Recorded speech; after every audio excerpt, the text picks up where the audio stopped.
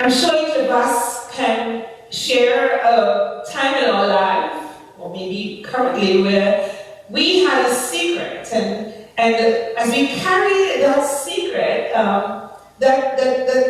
that secret, it was like bubbling up within us, and we wanted an opportunity to tell somebody about it. Maybe it was a pregnancy or an engagement or a job that would change everything. And the hardest part is keeping the secret, is keeping it until you are able to share with others. Until it is the right moment, until it is safe, until the world is ready to hear what you already know to be gloriously undeniable truth. So Peter, James, and John, they were stumbling down the mountain with their hearts still hammering in their chest, and their eyes still adjusting to ordinary life after witnessing the extraordinary. They had just seen Jesus transformed, or Jesus transfigured. His face shining like the sun, and his clothes white as light itself. And Moses and Elijah appeared, and they were talking with him. And a voice from heaven came through the clouds, and it said, "This is my beloved. This is my son. Listen to him." And as they're coming down the mountain, Jesus turns to them, and Jesus says something that must have felt like a hand clamped over their mouths. And Jesus says to them, "Tell no one about the vision until the Son of Man has been raised from the dead." Tell no one. Can you imagine? They had just witnessed the most spectacular moments in their lives. And Jesus is saying to them, tell no one about what you just experienced. Jesus says, not yet. Not now. Wait until my resurrection, and then you can share what you have seen and what you have experienced.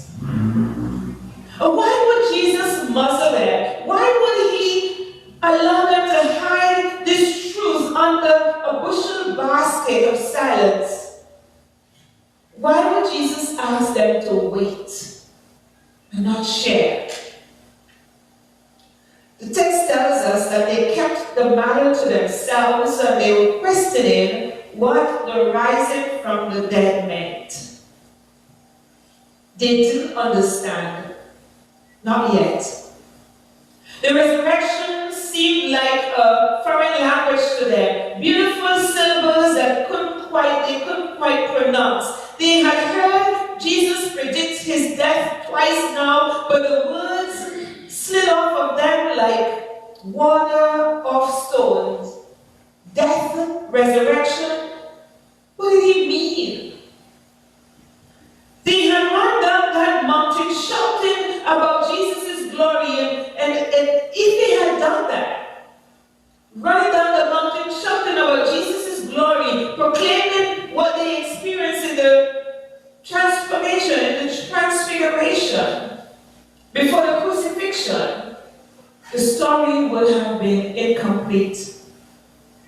You see, glory without the cross is not the gospel. Resurrection without death is not salvation. The mountaintop without the valley is not the journey Jesus came to walk. Jesus knew something that they didn't know, that the path from that shining mountain led straight to another mountain, a dark one, one crowned not with glory but with thorns, not with light but with a cross. And nobody would understand the transfiguration until they had first experienced or witnessed the crucifixion. So the until mattered.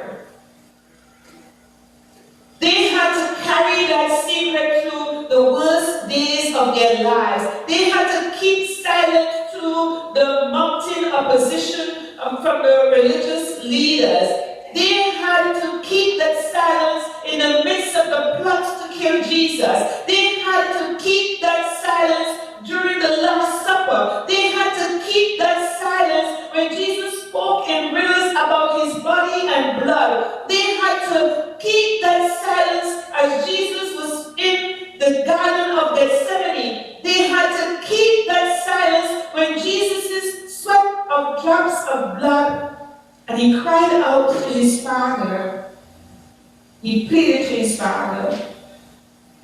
And on that Friday, on that terrible Friday, when the sky went dark and Jesus hung dying on a Roman cross, gasping out his last breath, they had to remember the mountain while they stood at the foot of the cross. His face had shone like the sun. Now his face was swollen and bloody. His clothes had been white as light. Now soldiers gambled for his clothes. The voice that called him beloved son, now he cries out, why have you forsaken me? Tell no one until. The until might have felt like forever.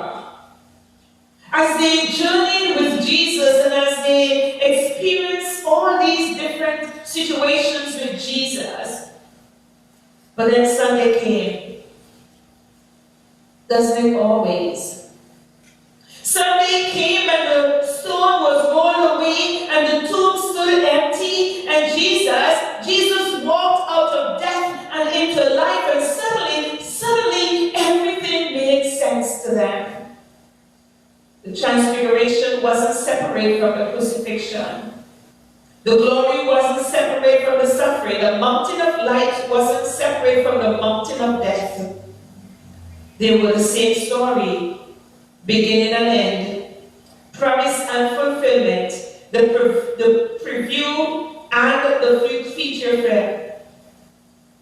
And Peter wanted to build 3 tents on that mountain and just stay there. But Peter finally understood. And years later, Peter would write, we were eyewitnesses to his majesty. We heard the voice born from heaven, for we were with him on that holy mountain. He could finally tell the secret. The until had arrived. So let me ask you something. What are you carrying that feels too heavy to hold in silence? Maybe it's not a vision of glory. Maybe it's the opposite. Maybe you are in your own Friday, your own dark valley, and you're wondering if someday will ever come. Maybe you've seen glimpses of God's goodness, mountaintop moments when everything made sense, but now you are down in the lowlands where nothing makes sense at all. And you're asking, like those disciples, what does this mean? Or maybe you have seen something glorious. Maybe God has shown you a vision of what could be and what will be, and you're bursting to announce it, to claim it, to make it real right now. But the until stretches before you like a long, silent road.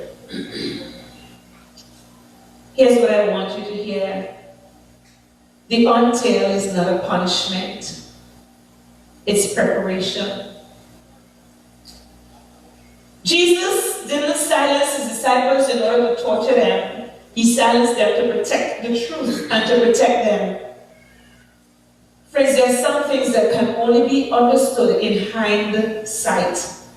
As we look back, we realize what was taking place. We learn the lessons. How many of us as adults now understand some of the things that our parents used to say to us? It now makes sense. I now get it. I now understand. So hindsight is a good teacher. Some glory can only be recognized after you have walked through the shadow. Some resurrection can only be celebrated by those who have first known death. The until is where faith is formed. So what do we do with our untils? We do what Peter, James, and John did.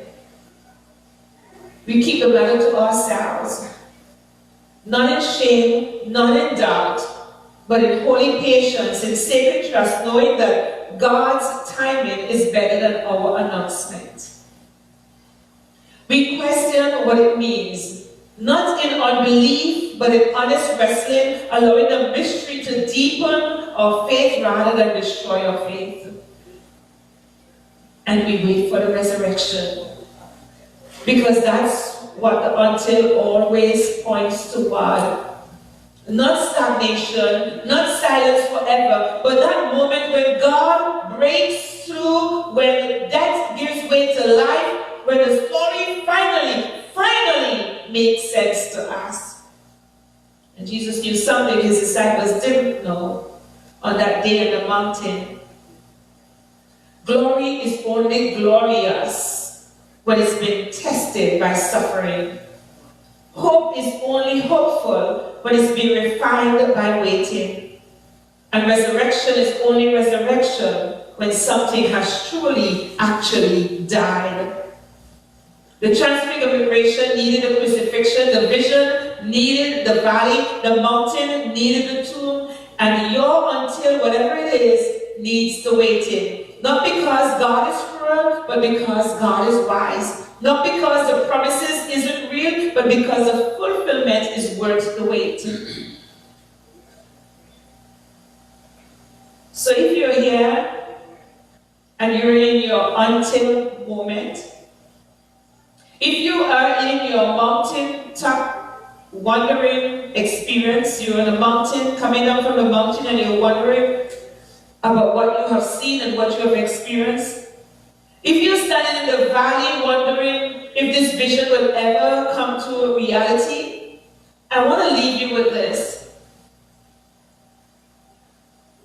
That God, in God's own way and God's own time, will bring everything to reality.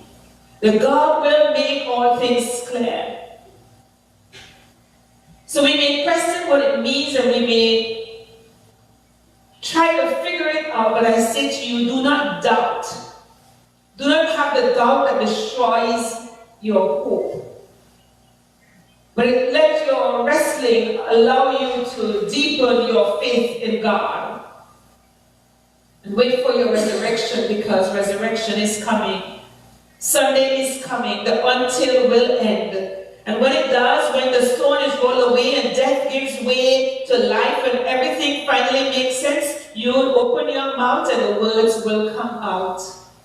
And you will be able to share of your experience. So this week, beginning on Wednesday, we start our Lenten journey. We start that moment as we walk with Jesus, as we remember his experience as he walked in this earth, and remember his teachings, we remember his miracles, we remember his suffering and his pain, a journey that would lead us to his resurrection. We journey through that period that I have termed the until period. A period when we hold those experiences, when we hold those encounters with Jesus sacredly in our hearts. Because there are times when we have encounters with God, there are times when we have experience with Jesus that we can't even share with others because we know they won't understand. They won't get it. And so then they may look at us as if we are kind of out of our minds.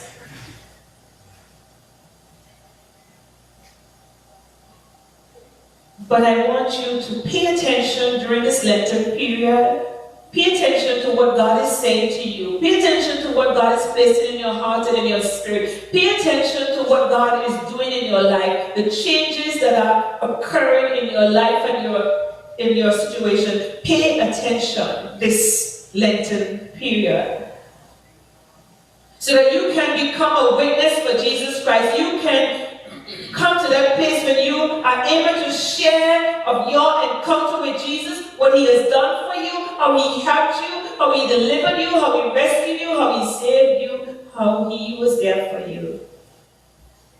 That you be a witness to his majesty.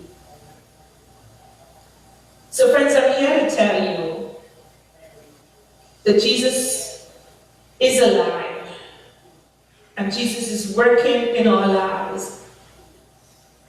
And I say to you to hold on until, because the vision that Christ has for you is real, the wait is worth it, and God who spoke on the mountain is still speaking, is still working, is still preparing for you for the moment when you can finally tell everyone what you have seen and heard and experienced. Tell no one